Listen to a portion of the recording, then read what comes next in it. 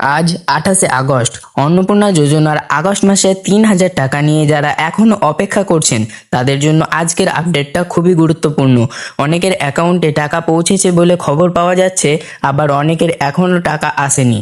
কারো status approved, কারো under process for further verification, আবার কারো রিজেক্টেড বা ব্যাংক ভ্যালিডেশন ইরর দেখাচ্ছে।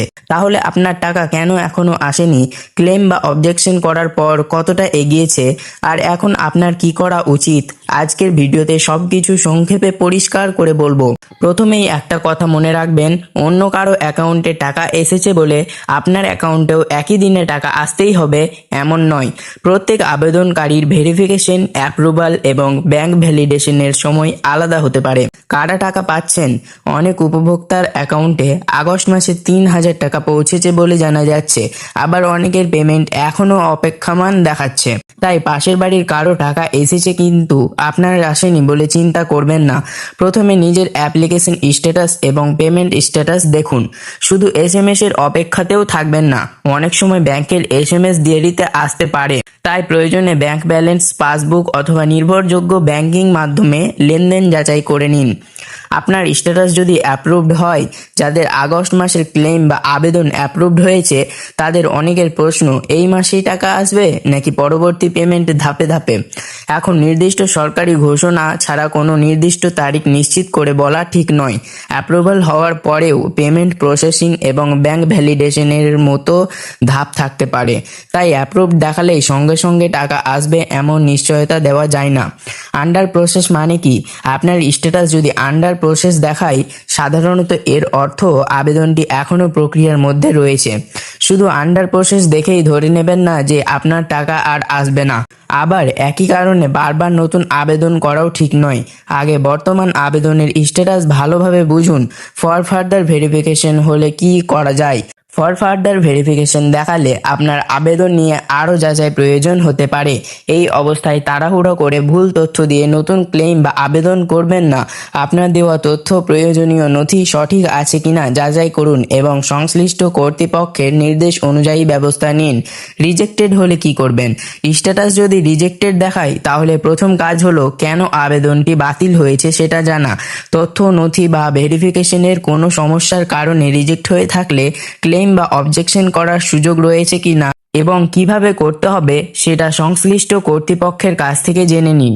তবে ক্লেম বা অবজেকশন করলেই সঙ্গে সঙ্গে টাকা পাওয়া যাবে এমন নিশ্চয়তা নেই।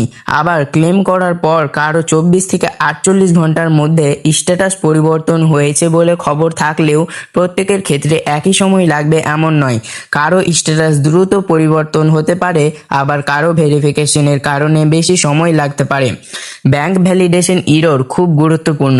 অনেকের স্ট্যাটাসে ব্যাংক ভ্যালিডেশন ইরর বা ফেলার দেখা যাচ্ছে। এক্ষেত্রে আপনার ব্যাংক অ্যাকাউন্টের তথ্য, আধার লিঙ্কিং বা এবং ডিবিটি সংক্রান্ত বিষয় ঠিক আছে কিনা ব্যাংকের মাধ্যমে যাচাই করে নিন।